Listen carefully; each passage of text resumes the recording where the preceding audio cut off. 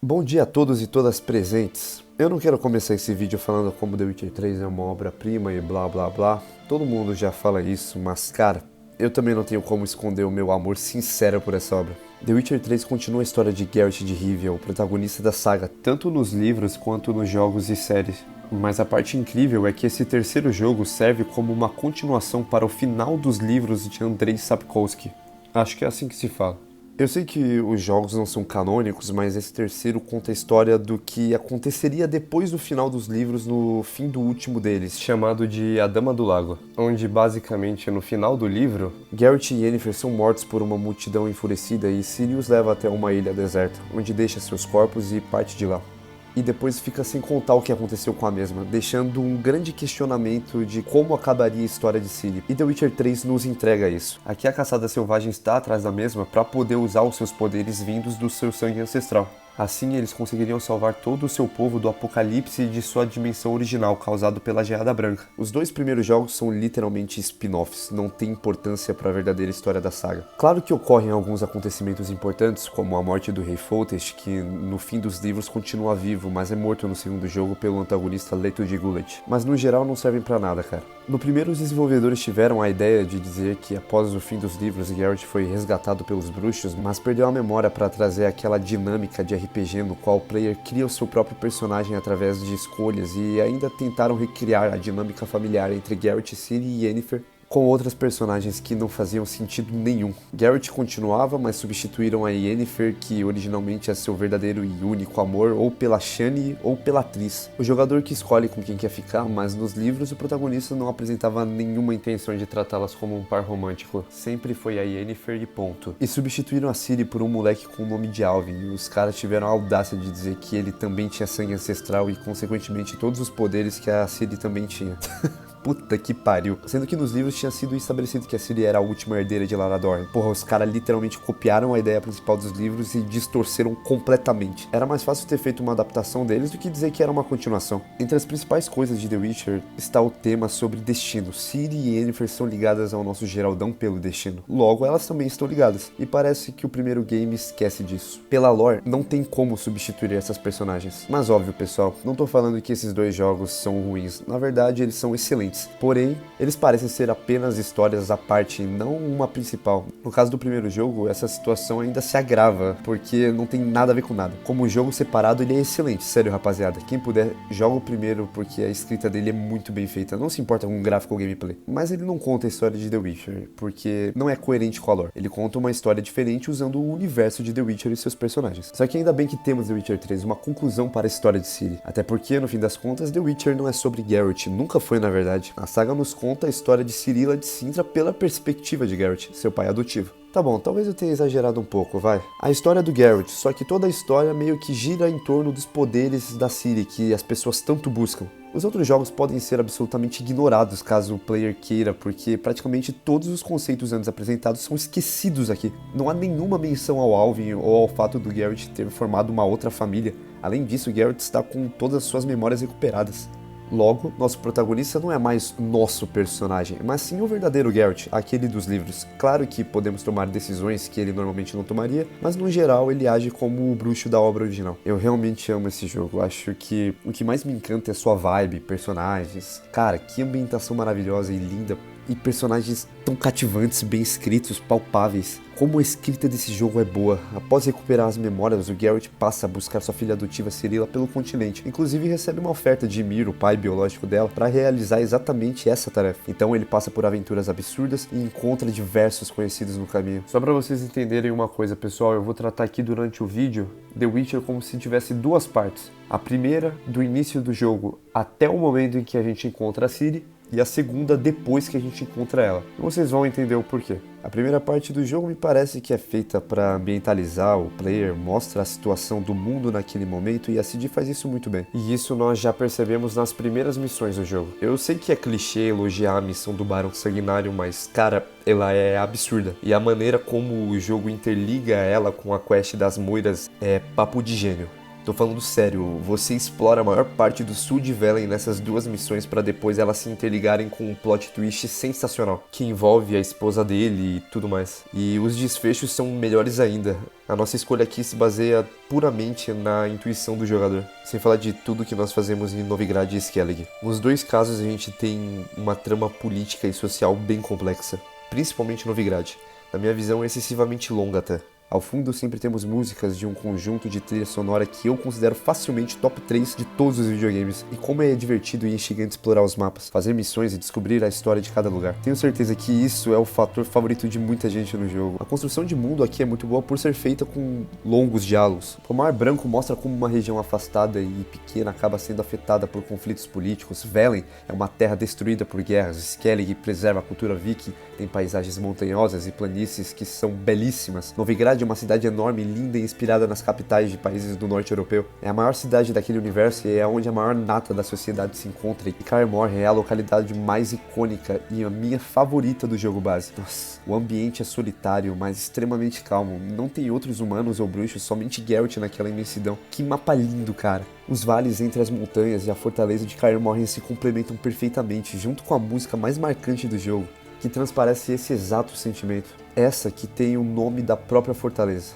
Kaer Morhen.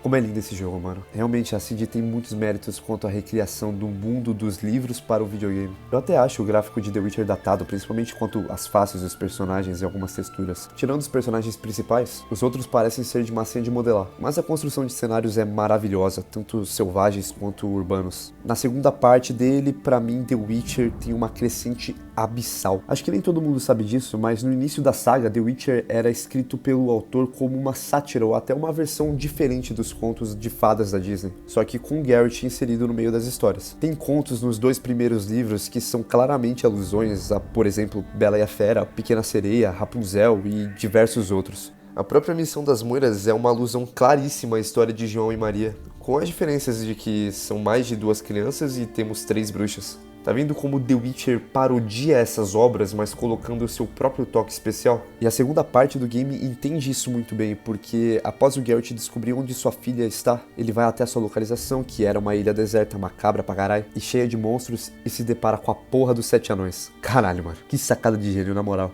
E literalmente cada um deles faz alusão aos anões da história. Tem o Dorminhoco, o Desastrado, o Dunga, puta que pariu, que bagulho da hora. E não só isso, a Ciri representa a própria Branca de Neve, a qual está desacordada e somente alguém que a ama pode quebrar o feitiço. Cara, que roteiro bem escrito da porra. O maluco que teve essa ideia merecia muito um aumento. Isso não só mostra que quem escreveu o game sabia da história original, mas trouxe os conceitos originais da obra pro jogo. O momento deles se encontrando é a cena mais linda do game. Aqui tudo é tão perfeito para representar esse reencontro que até a trilha sonora de fundo se chama O Lobo e a Andorinha. Geralt não consegue crer que depois de tanto tempo buscando sua filha, ela estava morta. Ele a segura nos braços e então ela volta a ter consciência.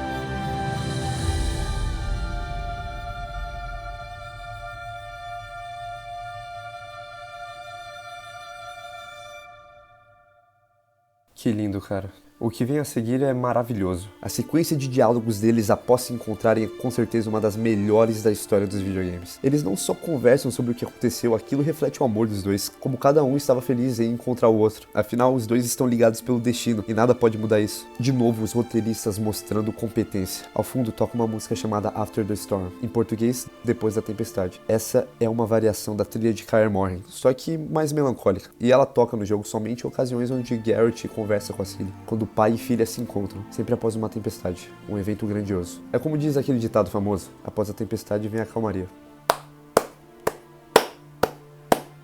Puta que pariu, que coisa fantástica. Os meus diálogos favoritos envolvem esses dois personagens. Os desenvolvedores tiveram muita competência na maneira de transpor eles do livro pro game. A Ciri é uma personagem com alguns problemas nos livros e no jogo é uma personagem muito melhor e carismática. E Geralt demonstra sempre querer estar perto dela. Suas conversas são de pessoas que realmente se entendem. Ainda bem que a segunda parte da história foca no Geralt passar o máximo de tempo possível com ela. Assim, a relação dos dois foi muito bem desenvolvida. Na real, é disparadamente a dinâmica entre dois personagens mais bem desenvolvida durante a campanha. Uma das minhas cenas favoritas é uma bem simples e rápida. Após a maravilhosa batalha de Kaer Morhen e a morte de Vesemir, mentor e praticamente um pai para Geralt e tio para Ciri, os dois decidem buscar vingança contra a caçada selvagem e passam literalmente a caçar eles. O primeiro é Imerith, general do grupo e braço direito de Eredin, que é o líder da caçada selvagem. Então eles vão até uma montanha onde está havendo uma celebração em nome das bruxas da região, as Moiras, porque elas receberam Imerith como convidado especial. Logo temos que derrotar elas e o general. E aí os roteiristas têm mais uma ideia muito inteligente. Geralt cuida de Imerith e Ciri das Moiras. Puta merda, como eu amo essa parte. As duas lutas são fantásticas e parando pra pensar, eu acho que são as melhores boss fights do jogo base inteiro. São bem melhores do que a própria luta contra o Eredin. Vai, a do Caranthir também é fantástica. Geralt vence seu inimigo da maneira mais brutal possível e Ciri mata duas das Moiras. A terceira foge com a corrente do Vesemir que a Ciri estava usando durante a batalha. E após essas lutas maravilhosas, os dois sentam em um penhasco da montanha em que Geralt estava lutando e de novo começa.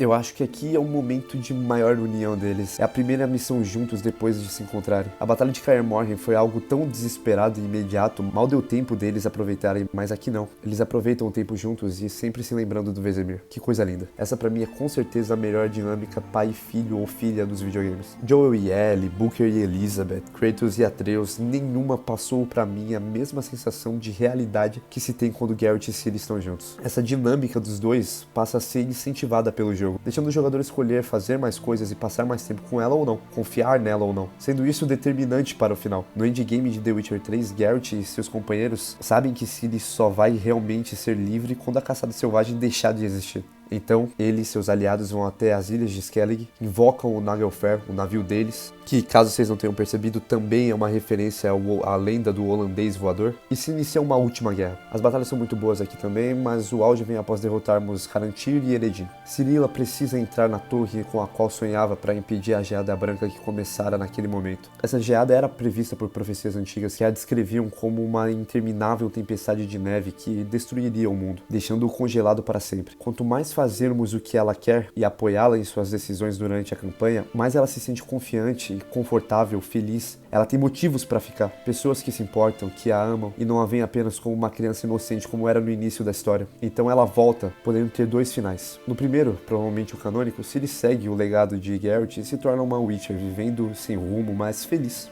No segundo, ela se junta a Nilfgaard para se tornar imperatriz, já que nesse posto ela teria efetivamente os meios para melhorar a vida de todos no continente. As escolhas de The Witcher são tão fodas nesse ponto que, para isso ocorrer, Nilfgaard tem que ter vencido a guerra, ou você tem que escolher levar a Ciri até Nilfgaard durante a campanha para ela encontrar o seu pai, porque com essa simples ação, ele conversa com ela e a convence a se juntar ao seu lado. Todo esse tempo, esse era o plano de Mir. Agora, para fazer o outro final, é o contrário. Ela não pode ir para Nilfgaard, ou os Reinos do Norte devem vencer a guerra. Eu, particularmente, prefiro o primeiro final por ser mais feliz e tal. Quando eu rejoguei o game e fiz o segundo, ele me impactou muito mais. A despedida deles é linda e ela mostra estar insatisfeita, triste por não poder ter mais tempo com aqueles que a amam. Ela sabe que tem uma responsabilidade maior e pode fazer a diferença no mundo como uma imperatriz. O contrário do primeiro, onde está feliz, aliviada até, sem ter responsabilidades maiores. Existe um terceiro final que também é fantástico. Nesse, Geralt não dá a devida liberdade a Ciri e ela não vê mais motivos para seguir no mundo. Na minha interpretação, ela se sente inferiorizada, não sente que dão valor a ela. Então ela não volta da geada. Nisso, Geralt então vai em busca da única moira que sobreviveu, porque essa tem a última lembrança que o protagonista tem de sua filha.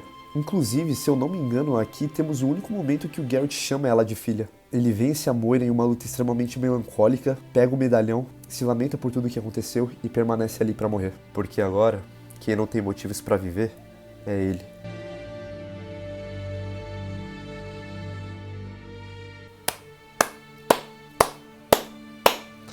Meu Deus, que negócio bem escrito. Nossa, cara, como é bem feito, meu. Os caras deixaram a última Moira viva pegar o medalhão pra justificar esse último ato do Geralt caso ele perca a Ciri. Agora vamos tentar visualizar um pouco melhor o que se passa com os protagonistas até a reta final do game, pra justificar cada um dos finais. No caso da Ciri, ela é uma personagem insegura, passou a vida inteira sendo protegida por alguém e nunca tomando as próprias decisões, o que faz com que a maioria delas sejam decisões infantis, perigosas ou até maldosas. Ela tá aprendendo e, portanto, tem muito medo de fazer merda. Por isso significa tanto o Geralt apoiá-la. Essa é uma história de reconstrução do relacionamento paternal que o Geralt tem com a Cirilla. Então apoiá-la em suas decisões e não tratá-la como alguém sem opiniões próprias a torna mais confiante e feliz. Vou dar um exemplo disso. Deixar a garota discutir sozinha com a estada das feiticeiras é um símbolo de independência, de confiar nela. Sua autoestima aumenta, enquanto ir junto é o contrário. É mostrar que você acha que ela tá despreparada, que ela não tá pronta para fazer as próprias escolhas sozinha. E sendo bem sincero, talvez ela não esteja. Mas na visão da personagem ela busca aprovação. Afinal, ela tá há muito tempo longe do Geralt e das pessoas que ela se importa. Jogar o Witcher 3 no fim das contas é sobre ser um pai, e que o maior ato de amor que um pai pode ter é dar liberdade para os seus filhos tomarem as próprias decisões. A mensagem do jogo nas entrelinhas é de que amar é deixar ir. Quando a Ciri entra na Geada Branca, ela lembra apenas das coisas mais recentes que ela viveu. E ela pensa: o que eu vou ter aqui quando eu voltar? O Geralt me apoia? Quer me deixar livre? Vale a pena estar com ele? Ou todos só acham que eu não posso viver por minha conta própria? Que eu não tenho capacidade para isso? Caso esse segundo cenário ocorra, ela se sente quase como uma criança mesmo, impotente. E então, ela não sente que é necessário voltar, já que as coisas nunca vão mudar. Ela vai ser sempre tratada como aquela princesa intocável. Se o Geralt não confia nela, ela pode confiar nele? Do jeito que eu tô falando, pode parecer que ela é uma mina birrenta. Mas não, isso é bem dosado no game, porque muitas vezes ela não expressa suas insatisfações. Ela guarda pra si mesma. E aí é o papel do Geralt perceber isso. Perceber o que a incomoda. Sério, gente, essa ideia do fim do game ser decidido por esses tipos de escolha envolvendo a Ciri, tem cada detalhe absurdo, mano. Se dissermos que ela não precisa ser boa em tudo ao invés de brincar de Guerra de Neve, a primeira cutscene da cena seguinte é um gato carregando uma andorinha morta, que é o símbolo da personagem. E isso é basicamente o jogo deixando claro que se a gente não tomar cuidado com o estado psicológico dela, vai dar merda no final. A mesma coisa quando podemos escolher quebrar a sala da Valak ou não. O Geralt colocando o colar na Ciri é como se ele estivesse falando pra ela aguentar todo o peso daquela situação e toda a responsabilidade que ela tem sobre o sangue antigo. Enquanto destruir tudo por lá é uma maneira de extravasar e mostrar que ele tá junto dela, que ele quer animar ela. A mesma coisa pra Guerra de Neve. E tipo, vamos tentar ser o mais racional possível. Durante todos os livros, o que o Geralt tenta fazer é proteger a Ciri. E agora no jogo ele percorre um continente inteiro atrás dela. Será mesmo que ele fez tudo isso pra não deixar ela ter a própria liberdade? No próprio final em que ela vai pra Nilfgaard, ele diz isso. Depois de tanto perrengue, ele não vai proibir ela de tomar o próprio caminho. Isso não quer dizer que a Ciri não precisa do nosso humano Geraldão, tá? Afinal, ele sempre está com ela nos momentos difíceis e viajou o continente inteiro só pra salvá-la. Só que ela quer ter mais independência, o que nos deixa outra lição. Pais devem preparar os seus filhos para o mundo, mas sempre vão deixar a sua porta aberta para quando eles precisarem voltar. Vamos analisar rapidão a vida do Geralt.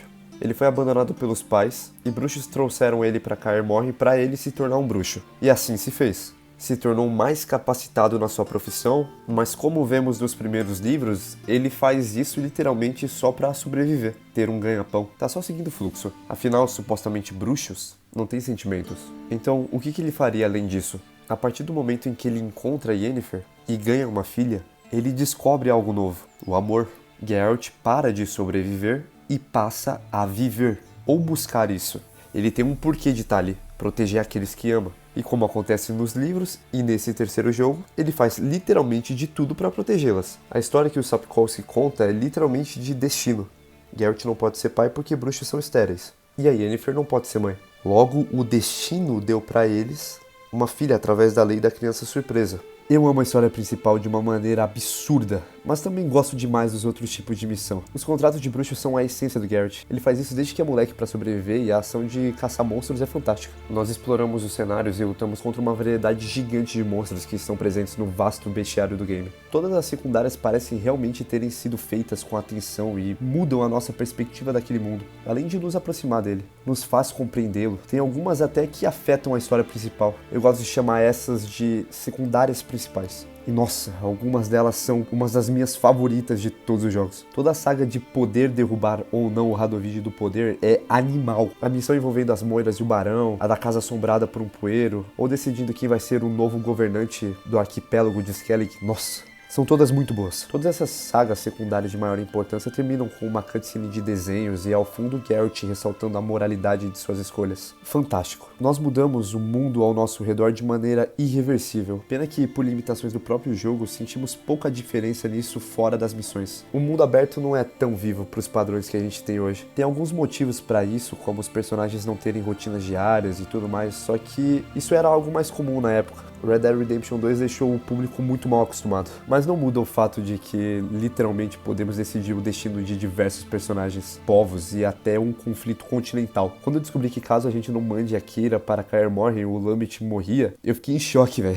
Nós podemos matá-la, deixar ela falar com o Radovid, que também acaba com ela sendo morta, ou abrigá-la em Kaer Morhen, servindo futuramente como uma aliada para a batalha contra a Caçada Selvagem. E que luta sensacional. Podemos recrutar diversos personagens, mas também podemos perder essas oportunidades devido às nossas escolhas passadas. E esses personagens são todos literalmente colecionáveis. Isso eu acho muito foda, é como se cada um dos personagens da história de The Witcher fossem lendas, a ponto de serem transformados em personagens de cartas. O Witcher é tão absurdo que os caras fizeram um jogo dentro do jogo. Gwent é uma delícia de se jogar. Tem uma quantidade enorme de cartas e oponentes para se enfrentar, e quando nós vencemos a gente adquire uma carta nova. Quase como se fosse Pokémon. Nós vamos colecionando personagens e aumentando o nosso baralho com diversos tipos de carta. Mano, é muito louco como eles exploram isso bem. Tem muitos tipos de carta. Minha única crítica é que depois de um tempo a facção de Nilfgaard fica quebrada pra cacete. Ela é praticamente invencível por causa da quantidade enorme de espiões que podemos colocar no deck. Dito isso, Gwent é disparadamente o melhor jogo dentro de um jogo já feito. Nenhum se compara a ele, nem o de Horizon, de Jedi Survivor, os de Red Dead, nada. E é claro que não poderia deixar de falar sobre os romances. O Geralt pode sair comendo todo mundo, mas temos duas opções para ele realmente se relacionar. Triss ou Yennefer. As duas sequências de missão são muito bem feitas. A cena dele com a Triss na fonte é um dos melhores exemplos de como se usar de maneira boa um clichê. Mas conhecendo a saga não tem como não escolher a Yennefer.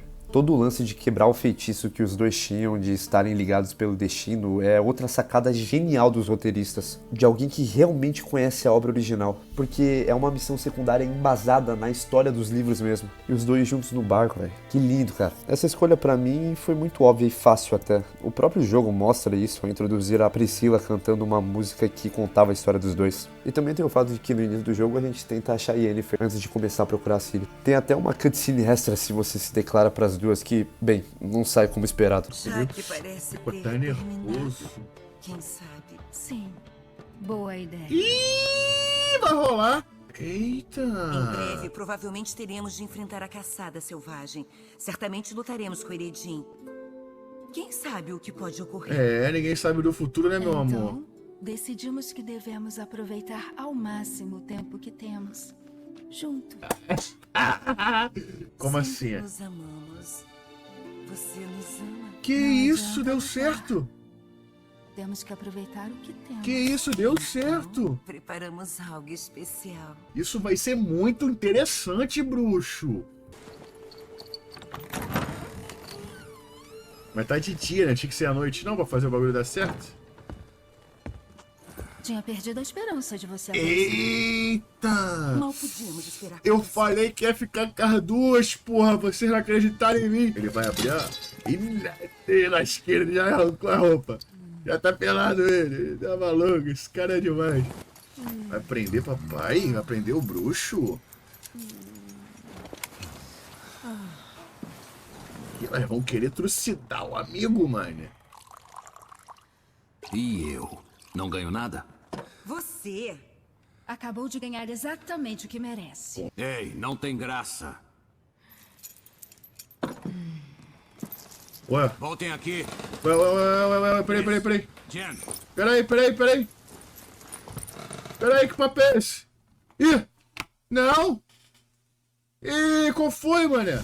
Cuida, Dario, sai fora, mano. The Witcher é um jogo que se precisa ter paciência. Do contrário, não é possível aproveitar verdadeiramente a história do jogo. Porque são muitos detalhes e os desenvolvedores não se preocuparam com isso. apenas em mostrar a história que fizeram, e por isso ele é tão bom. Tem um monte de detalhes e segredos no jogo que nem eu ou você sabemos que existe. Isso é um dos motivos que torna esse jogo tão fenomenal. Porém, tem sim alguns elementos que devem ser criticados, e eu nem vou falar da gameplay, que sim, ela é um pouco datada, mas ainda funciona bem e dá pra fazer diversas builds. Pra mim, um dos maiores problemas desse jogo é a primeira metade dele. O que você tá falando, cara? A história é sensacional desde o Pomar Branco e você tá criticando? Pera lá, rapaziada. Essa primeira metade é sim excelente. A missão do Barão, das Moras, o destino de Skellig são sim sensacionais, porém elas atrapalham muito o auge da história que ocorre depois que encontramos a Ciri. Principalmente toda a trama de Novigrad. Toda a trama envolvendo política, reviravoltas e descobertas e traições poderia ter sido um jogo à parte, porque ela é extremamente grande. E exaustivo pra cacete também. Não precisava disso. É tudo muito bom e bem feito, mas cansa muito, diferente das missões de Skellig e Velen, que eu acho que concilia melhor a parte dos diálogos, história, gameplay e escolhas. Muita coisa podia ter sido cortada. A gente tem muita subtrama que aqui é tratado como uma missão principal, só que poderia ser uma secundária tranquila. Um exemplo disso é todo aquele lance lá que envolve o Dúplice e o filho da puta Júnior. Isso que as secundárias de Novigrad já são enormes, então eu acho que se eles tivessem cortado coisa dali, o jogo ia fluir bem melhor. Pra ser sincero, eu acho que é a única parte do jogo que me encheu o saco, que uma hora eu tava exausto demais e falava, caralho, não aguento mais, velho. E isso é um problema, porque a gente estufa demais a parte antes de encontrar a Ciri, e aí não nos sobra tanto tempo pra depois. A segunda parte é muito mais apressada, muito mais, devido ao fato de que a primeira é excessivamente longa. Aí eu chuto que os desenvolvedores não tiveram mais tanto tempo ou dinheiro pra desenvolver da maneira que eles queriam a segunda parte. Eu já vi muita gente dizendo que esse terceiro jogo pode ser facilmente entendido por quem nunca teve nenhum contato com outra mídia antiga da saga, mas eu discordo disso. Quem não tem o mínimo de contexto fica perdido em diversos momentos porque muitas coisas já aconteceram naquele universo, o que me faz crer que The Witcher 3 foi realmente criado para amantes de longa data de The Witcher, e não para novos espectadores, novos players. Até dá para entender a história do mundo com os diálogos e as missões, mas de maneira menos aprofundada. Nós passamos mais da metade do jogo procurando a Ciri. Claro que era o desejo dos desenvolvedores mostrar a urgência e como Geralt estava obstinado em encontrá-la, mas não acho que se cortasse um pouco dessas partes iria afetar a narrativa para pior. Pelo contrário, e de novo, não é que esses trechos são ruins, só que o segundo é muito melhor. É a parte que realmente continua a história dos livros, que traz uma conclusão para aquela história. Cara, um defeito gigante que The Witcher 3 tem é que a Caçada Selvagem é pouquíssimo explorada. Não temos desenvolvimento dos vilões. Eredin e Ymir e Ficarentira aparecem muito pouco, e mesmo assim são extremamente fodas e marcantes. Pena que não temos a oportunidade de ter diálogos longos com os mesmos para aprofundar suas motivações e entender a visão de cada um deles, como acontece quando a gente encontra a Ciri pela primeira vez. Nem as personagens da Estada das Feiticeiras nós conseguimos ter conversas mais aprofundadas. Nem com Jaskier, vulgo Dandelion. Isso me deixou meio papo, porque eu real acho que ele deveria ter aparecido mais. O cara é literalmente o maior amigo e companheiro do Geralt, e aqui ele é subaproveitado. Além de ser bem sensal, eu acho que é o único personagem que na adaptação Netflix ficou muito melhor do que no videogame. Pelo menos o núcleo principal dos personagens não é afetado, que é uma das principais coisas que pra mim faz The Witcher 3 ser uma obra de arte. E tem tanta cena linda envolvendo esses personagens, cara. Emocionantes, bem escritas. Deu pra ver que os criadores queriam fazer algo bem emotivo. Outro exemplo disso é a maravilhosa Batalha de Kaer Morhen. Após ela, um sentimento de luto intenso é criado em todos os aliados devido à morte do Vesemir. Tanto o Eskel quanto o Lambert já estavam achando que aquele lugar estava perdendo a essência por não ser mais possível produzir bruxos. E sem o Vesemir, a fortaleza perdia seu sentido. Então o Eskel decide que é hora de ir embora de lá. E o Lambert vai embora com a Keira. A partir desse momento da história, ninguém mais pisa em Kaer Morhen, somente Geralt. O lugar tornou-se abandonado, tornando a localidade um mix de paz, solidão e tristeza. Aquela fortaleza era tão amada, mas nunca mais vai ser a mesma sem aqueles que faziam ela estar viva.